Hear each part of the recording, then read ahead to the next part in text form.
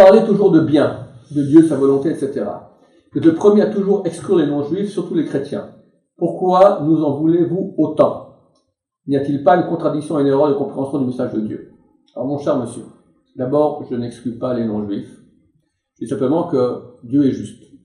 Et Dieu demande aux non-juifs de pratiquer cette loi noachide. Et aux juifs, il commande de pratiquer 613 lois. Il est clair que Dieu sera plus proche de ceux qui pratiquent 613 lois que ceux qui pratiquent cette loi. Maintenant, les non-juifs qui pratiquent cette loi ont droit au Olam Haba, ont droit au paradis, ont droit à une proximité de la chaîne, mais moins grande que les juifs maintenant. Ils veulent plus, on leur dit bienvenue, welcome, willkommen, tfadal, toute la langue que vous voulez, venez, convertissez-vous et pratiquez les 113 lois de la Torah, aucun problème, on reçoit tout le monde, du moment qu'il est sincère. Donc vous avez un avantage, vous avez un choix. Nous, on n'a pas le choix. Une fois qu'on a le choix, on ne peut pas revenir de nouveau non-juif. Un non-juif a le choix, ou de ces non-juifs, pratiquer les 7 lois noachides, ou de pratiquer les 613 lois, devenir juif. Donc il est libre, et on le reçoit, et on l'accepte. Juif ou pas juif. Maintenant, les chrétiens, c'est différent. Les chrétiens, ce sont une religion idolâtre.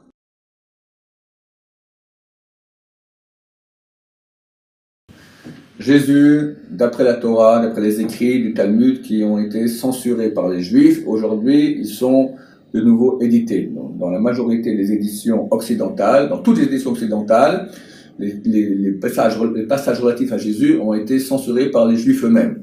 Mais dans toutes les éditions orientales du Talmud, ces passages sont restés parce qu'on n'avait aucun problème avec Jésus dans le monde oriental. Jésus s'appelait Yeshua, était un Talmid Chacham, un érudit de Torah, qui est un élève de Rabbi Yehoshua ben Prachia. Bien avant l'an 0 de la chrétienne, c'était bien avant. Et un beau jour, ils sont allés dans une auberge, et tout le Rav avec tous ses élèves, et l'aubergiste au féminin s'est très bien occupé d'eux. Alors le Rav, Rabbi Yehoshua ben Prachia, il a dit, elle est super bien cette aubergiste, regardez comme elle s'occupe bien de nous. Jésus a dit au Rav, ouais mais le Rav il a vu, elle a les yeux, comment on dit qu'elle est bien? Elle a les yeux un peu tordus comme ça. Et moi je te parle maintenant de son physique. Mécréant, tu regardes les femmes, moi je te parle maintenant qu'elle s'occupe bien de nous, elle est bien au niveau spirituel, pas au niveau de son physique. Je veux pas te voir, dégage. Dégage, ok, il a dégagé. Il est revenu s'excuser auprès du Rav, le Rav l'a de nouveau renvoyé, comme ça plusieurs fois. Un jour le Rav a dit, ok, la prochaine fois qu'il revient, je l'accepte. Il revient, à ce moment le Rav, Rabbi Yehoshua ben Prachia, est en train de dire Shema Israël. Shema Israël, il peut pas parler. Jésus vient, s'excuse encore, et il lui répond pas. Jésus s'est dit, c'est comme ça, j'en ai rien à faire, j'ouvre ma propre secte. Et il a ouvert une secte, et il a incité les Juifs à pratiquer l'idolâtrie. L'Agmar, dans Sanhedrin, page 107, il dit qu'il a pris une brique, et il a érigé, et s'est prosterné devant elle, lui a dit, tu es mon Dieu. Voilà. Donc, d'après les sources juives, Jésus incite le peuple juif à pratiquer l'idolâtrie, et pour cela il a été exécuté comme les idolâtres par lapidation. Voilà, ni crucifié ni rien du tout, il a été lapidé la veille de Pessah, comme c'est écrit dans le Sanhedrin, page 44, dans la version non censurée. Aucun rapport après ce qu'on a fait la chrétienté, c'était un grand rachat. La preuve était un grand rachat, c'est que c'est vraisemblablement l'homme au nom duquel on a tué le plus de monde durant toute l'histoire. En tout cas, le peuple juif, c'est lui qui était la source de toute la souffrance du peuple juif, la plus grande de toute l'histoire, et il s'en va même dans le monde entier. Et impossible, si c'était un homme qui était un tzaddik, que Dieu aurait laissé qu'un pauvre tzaddik, au nom de lui, on va maintenant faire autant de massacres, impossible. Donc forcément, ce n'était pas un tzaddik, c'était un grand rachat. C'est un des seuls juifs à propos duquel on a le droit de dire « Imar Shmo », que son nom soit effacé. On dit ça sur jamais personne, à part deux personnes. Jésus et Shabtatsi, le faux messie qui vivait à 400 ans environ. D'accord? Donc, il est absolument impossible que quelqu'un se converse au judaïsme et continue à croire dans son cœur à Jésus. C'est un non-sens total. C'est comme s'il mange du porc toute la journée et il dit je suis un bon juif. Et le porc, c'est moins grave que Jésus. Parmi les 7 lois noachides, l'idolâtrie est interdite. Dieu la haine de l'idolâtrie. Ouvrez un peu les problèmes, vous verrez cela sans cesse. Il vénère un homme en chair et en os. Il dit que c'est un Dieu. Il y a une bonne femme qui est innocente par le bon Dieu. Ça va, restons calmes. Enfin, si c'était que ça, déjà c'est une bonne raison. Mais en plus, vous êtes comme à la religion qui a fait le plus de mal durant toute l'histoire. Je vais pas faire maintenant un cours sur l'histoire, mais allez, voyez, mais c'est terrible.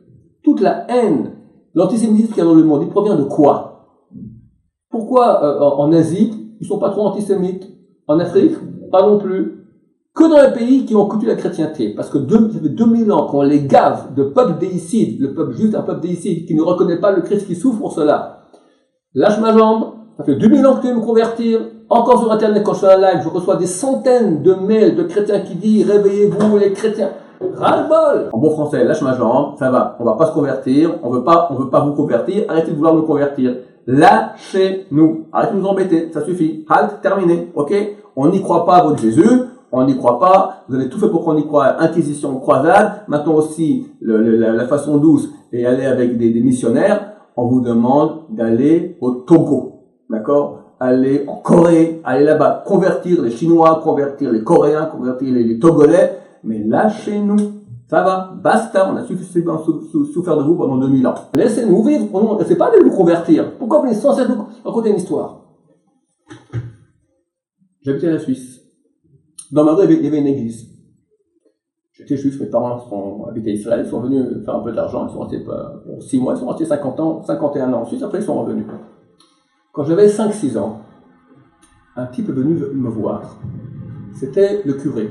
Il n'était pas habillé en curé, il était habillé en normal comme ça. Il s'est baissé près de moi, il m'a parlé de ma vie. Je n'ai pas vu quelqu'un qui était aussi gentil avec moi. Une gentillesse, une douceur fantastique. Baruch Hashem, Dieu m'a mis dans la... Je lui ai dit, je ne peux pas vous parler, je suis juif. Ah, il est parti. Je n'avais pas dit ça. Il m'aurait invité, on aurait parlé. Qu'est-ce qui serait passé avec moi, vous croyez, avec le curé? Moi, je suis un juif. Pourquoi il m'a parlé tellement gentiment? Il m'aurait rendu curé. Je ne serais pas maintenant le rabbin, je serais le curé Ronchaya. D'accord? Dieu m'a sauvé, que ce type-là, il m'a lâché. Pourquoi vous faites... Est-ce que c'est pas vil? Aller venir tenter un enfant de 5-6 ans de le convertir au christianisme? Combien d'enfants juifs après, ont été cachés dans la Shoah, ont fini dans les couvents? Donc nous sommes contre la chrétienté, nous pensons que c'est un canular, c'est un mensonge, c'est de l'idolâtrie, et en plus, on n'a pas de la haine contre vous. Mais laissez-nous, arrêtez de nous embêter, ça va, faites ce que vous voulez, laissez-nous tranquilles. Voilà, je crois que j'ai donné ma réponse.